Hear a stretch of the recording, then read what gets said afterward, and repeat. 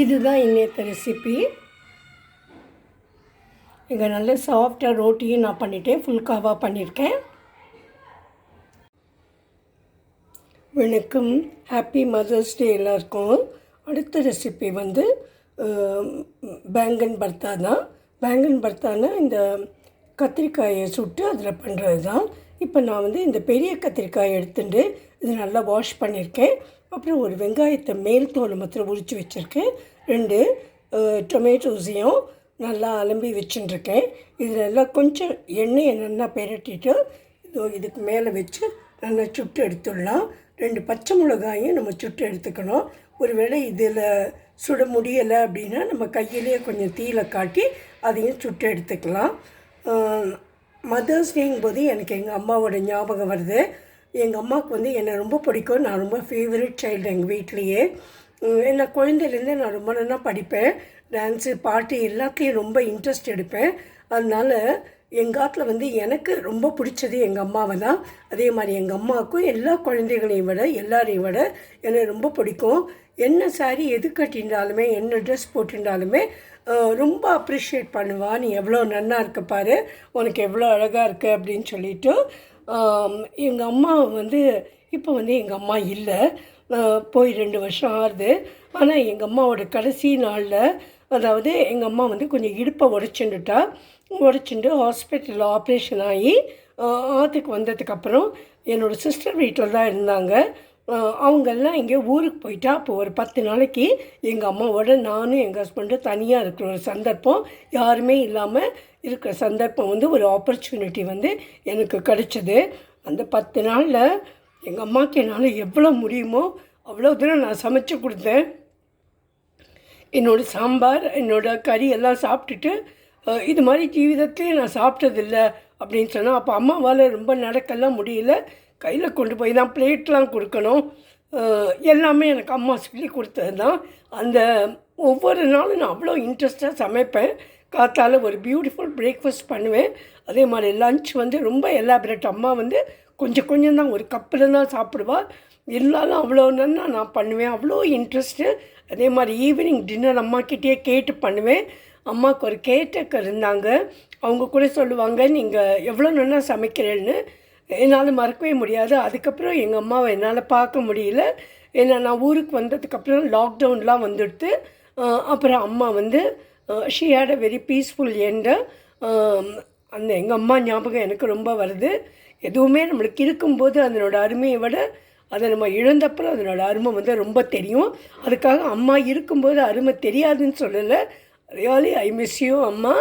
I think that you will bless me wherever you are. Thanks a lot for whatever you have given me. Thank you அம்மா. நான் வந்து இந்த கத்திரிக்காயில் ஒரு சின்ன slit பண்ணி அதுலேயுக்குள்ளேயே ஒரே ஒரு பூண்டு வச்சுருக்கேன். அது நான் ரொம்ப உள்ள தள்ளலை, உங்களுக்கு தெரியணும் அப்படிங்கிறதுக்காக. ஏன்னா அதுவும் நல்லா கருகிடும். இங்கே இந்த 2 டொமேட்டோஸையும் நான் கருக பண்ணி வச்சுட்டுருக்கேன். இப்போ வந்து அடுத்தது ஆனியனையும், அந்த பச்சை மிளகாய் கூட உங்களால் வைக்க முடிஞ்சதில்லை, இதே மாதிரி நீங்கள் உள்ளுக்குள்ளேயே வச்சுக்கலாம். இப்போ வந்து இது எல்லாத்தையுமே நல்லா சுட்டி எடுத்தாச்சு. ஒன்று சொல்லணும், அது நான் மறந்து போயிட்டேன். அதாவது நம்ம நல்லா அதை வாஷ் பண்ணினப்புறம் ஒரே ஒரு ஸ்லிட் பண்ணி உள்ளுக்குள்ளே பூச்சிப்புழு எதுவும் இல்லையாங்கிறத செக் பண்ணிக்கணும். இது ரொம்ப முக்கியம். ஏன்னா அது உள்ளுக்குள்ளே இருந்தால் நம்மளுக்கு தெரியாமையே போயிடும். அதை பண்ணிட்டுட்டு அதுக்கப்புறம் இது மாதிரி நம்ம வந்து அதை சுட்டு எடுத்துக்கலாம். அடுத்தது நான் பண்ண போகிறது வந்து ஒரு ஸ்டர் ஃப்ரை.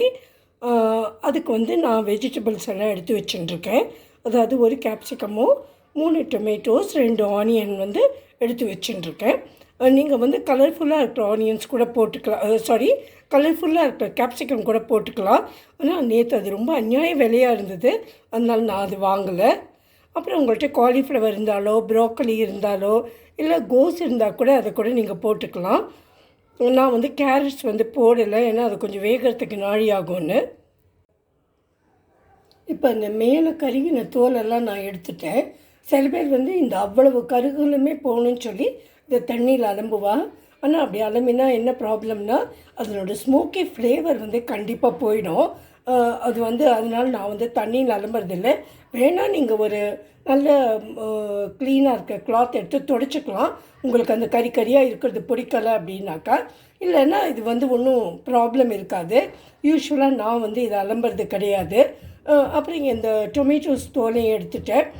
வெங்காயத்தோடு மேலே கொஞ்சம் கருகினதெல்லாம் எடுத்துட்டேன். அந்த பூண்டு நான் உரித்து தான் வச்சேன், அதனால் அது கருகிருக்கு. பச்சை மிளகாயும் நல்லா கருகிட்டு இப்போ இதெல்லாம் மசக்கிடலாம்.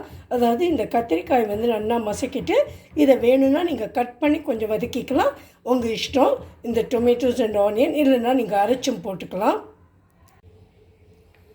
இப்போ இந்த டொமேட்டோஸ், ஆனியன் அண்ட் பச்சை மிளகாய், அந்த பூண்டு இது எல்லாத்தையும் நான் ஒரு மிக்சிக்கு ட்ரான்ஸ்ஃபர் பண்ணிவிட்டேன். நான் கொஞ்சம் இதை லேசாக கிரைண்ட் பண்ணிவிட்டு அதுக்கப்புறம் ஆட் பண்ணிக்க போனேன். இப்போ கொஞ்சம் இது கொஞ்சம் சொல்கிறது. இதுக்கப்புறம் இதை நல்லா கையாலேயே மசிச்சுக்கலாம். இல்லைன்னா உங்கள்கிட்ட மத்து இருந்தாலோ இல்லை இந்த ஆலு ஸ்மாஷ் பண்ணுவோம் இல்லையா, அது இருந்தாலும் அதை எடுத்து நீங்கள் நல்லா இதை சதைச்சி வச்சுக்கலாம். அதுக்கப்புறம் பவுடர்ஸ்லாம் போட வேண்டியதான். இப்போ நான் அதை அரைச்சின்னு வந்துடுறேன். இப்போ நான் ஒரு ஸ்பூன் எண்ணெயை விட்டுருந்தேன், ஒரு டேபிள் ஸ்பூன். அதில் கொஞ்சம் ஜீரகத்தை போட்டுட்டு ஒரு இஞ்சியை கொஞ்சம் சதைச்சி வச்சுருந்தேன், அதையும் அது கூட சேர்த்துட்டேன். அப்புறம் அரைச்சி வச்ச மசாலாவையும் போட்டுட்டேன். இது கொஞ்சம் வதங்கின அப்புறமா இதில் மஞ்சப்பொடி, மிளகாப்பொடி, தனியாப்பொடி, கொஞ்சம் ஹீங், அதாவது பெருங்காயம் தேவை கிடையாது, ஆனால் நான் வாசனைக்காக போடுறேன். உப்பு இதெல்லாம் போட்டுட்டு செக் பண்ணிவிட்டு அதுக்கப்புறம் நம்ம இதை இங்கே மசக்கி வச்சுருக்கோம் இல்லையா, இந்த கத்திரிக்காய், இதையும் போட்டு நல்லா எல்லாத்தையும் ஒன்றா சேர்ந்து கலக்கி கொடுக்கலாம். இப்போ எல்லாத்தையுமே ஆட் பண்ணிட்டேன். இந்த ட்ரை மசாலாஸை தான் ஆட் பண்ணணும், அதையே ஆட் பண்ணிடுறேன். நம்மளோட பேங்கன் பர்த்தா இப்போ ரெடி ஆகிடுது. இதில் நான் கடைசியாக கொஞ்சோண்டு கரம் மசாலா போட்டுருந்தேன், அப்புறம் கொத்தமல்லியை போட்டுருக்கேன். நான் இந்த கன்சிஸ்டன்சியில் தான் அதை எடுத்திருக்கேன். ஏன்னா எனக்கு ரொம்ப டைட்டாக இருந்தாக்கா ரோட்டிக்கு அவ்வளோ சரியாகாதுன்னு. அதனால அது உங்கள் இஷ்டப்பிரகாரம் எடுத்துக்கோங்க.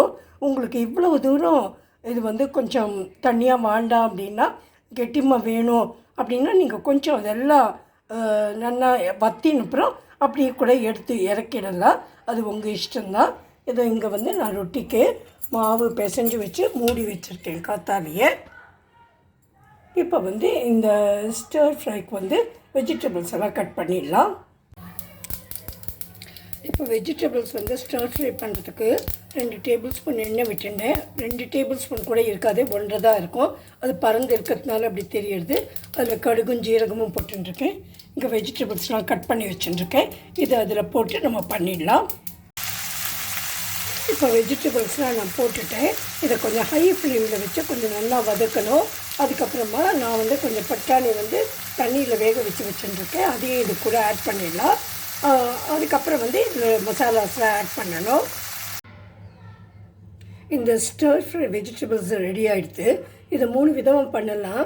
நம்ம காயெல்லாம் நல்லா வதக்கின அப்புறமா நான் என்ன போட்டேன்னு முதல்ல சொல்கிறேன். கொஞ்சம் மஞ்சப்பொடி, அப்புறம் கொஞ்சம் சாம்பார் பொடி, அப்புறம் வெஜிடபிள்ஸ்க்காக நான் பொடிச்சு வச்சுருந்த பொடி கொஞ்சம், அப்புறம் கொஞ்சம் பெருங்காயம், இதெல்லாம் போட்டுன்ட்டு கடைசியாக கொஞ்சோண்டு டொமேட்டோ சாஸ் விட்டுட்டேன். அது ரொம்ப ஒரு ட்ராப்பு தான் விட்டுட்டேன், ஏன்னா அது கொஞ்சம் புளிப்பு கிடைக்கிறதுக்காக. இதை இன்னொரு விதமாகவும் பண்ணலாம். எப்படின்னா நீங்கள் எல்லாத்தையும் போட்டுன்ட்டு வதக்கின அப்புறமா அதில் உப்பு போட்டுக்கணும். உப்பு பார்த்து போட்டுக்கோங்க. If you are adding that soy sauce, அந்த சோய் சாஸ் கொஞ்சம் விட்டுக்கலாம். அப்புறம் green chilli sauce, red chilli sauce ஏதாவது இருந்ததுன்னா 2மோ, இல்லை உங்களுக்கு எது பிடிக்குமோ அதையும் விட்டுன்ட்டு டொமேட்டோ சாஸையும் விட்டுன்ட்டு சைனீஸ் ஸ்டைலில் கொஞ்சம் கூட கிறிஸ்பாக இருக்கணும் அதுக்கு வெஜிடபிள்ஸ், அது மாதிரி சர்வ் பண்ணலாம்.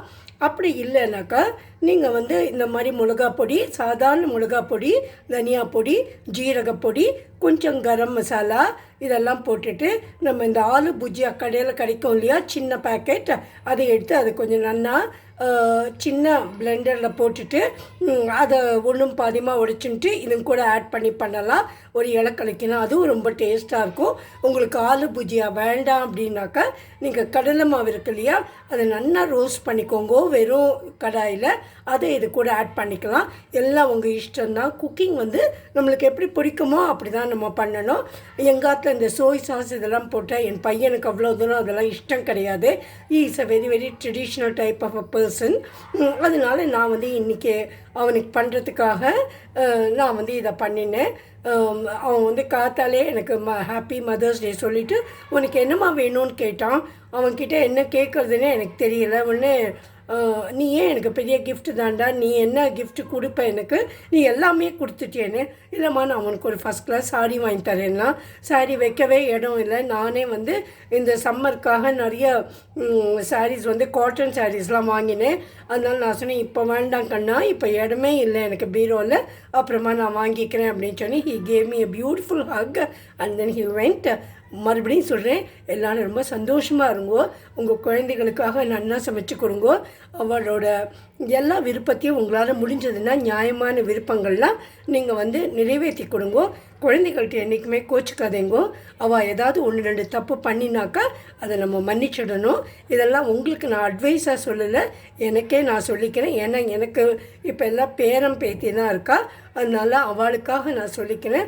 நம்ம குழந்தைகள் ரொம்ப சந்தோஷமாக இருந்தால் அதுதான் நம்மளுக்கு அல்டிமேட். அது நம்மளுக்கு ரொம்ப சந்தோஷத்தை கொடுக்கும்.